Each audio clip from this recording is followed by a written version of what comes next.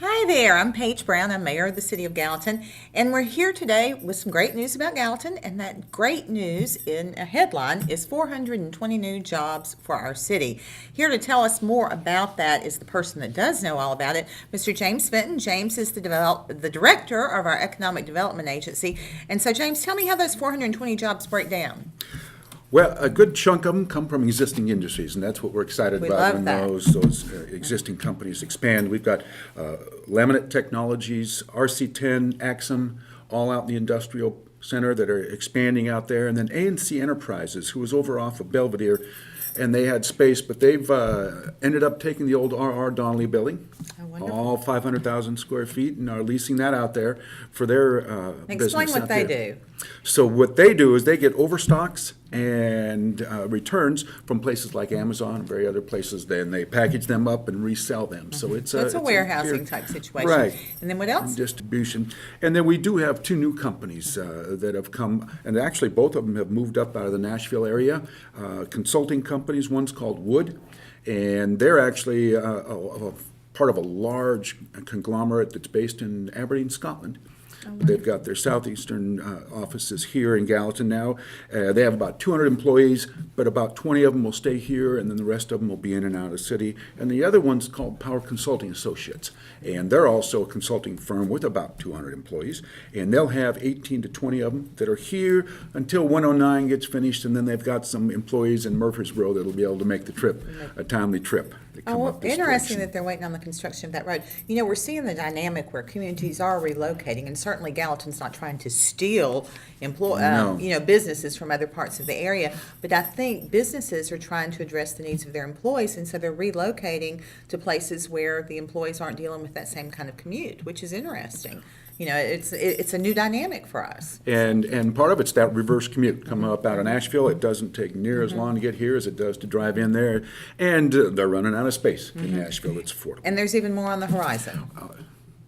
We're going to be having this conversation on a regular basis, Mayor. Suits me. We've got one of the things that's going to be really fun to talk about. Coming real soon will be some retail announcements, because I know our office has been asked for a while to move towards that. And so we do have some of that's coming up in the near future. We've got a conversation going with a technology firm. We're getting ready to sell some property and see if we can get a startup company coming up out of the ground, which is something we've not really approached here in Gallatin before.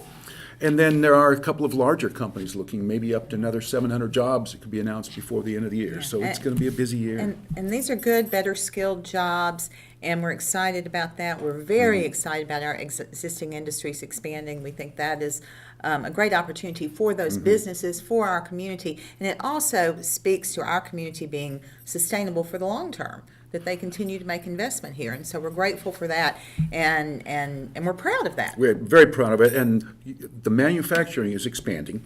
They're not going to be adding a lot of jobs out there, but they've got to have some more space. But none of the rest of these jobs are in manufacturing. They're all in different sectors. So we are kind of starting to diversify our employment base, which is something we haven't done. And actually following the strategic plan that the city put together and adopted. Yeah, and I will mention the strategic plan was done in 2018, and in 2019, we're working on our comprehensive plan. Our citizens do have the opportunity to get involved with that.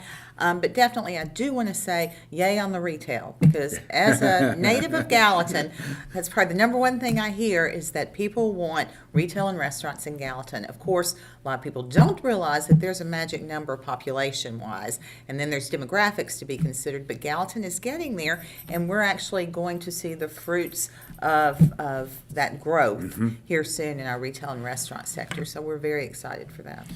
That recent article I did on said I want a bonefish grill. Oh, that was one's great. gotten more shares than anything else That that we was put great. out here. It was, yeah. Oh, I can cite so many things that people want. Trader Joe's, Costco, Bonefish, Red Lobster, Olive Garden. We have heard. And some of those things will never come to Gallatin, but some of them will. Eventually. And we're Yep. getting there. And we're very, very excited about that, because we will soon have those retail and restaurant amenities that our citizens have wanted for a long time. That, Yep. again, will keep them from having to drive so far to spend their money, keep their money local, help our economy all the way around, and continue to make us a more dynamic and sustainable community. So that's Agreed. the news for today. There we go. So thank you so much, and we'll share more with you real soon. Have a great day. Thank you.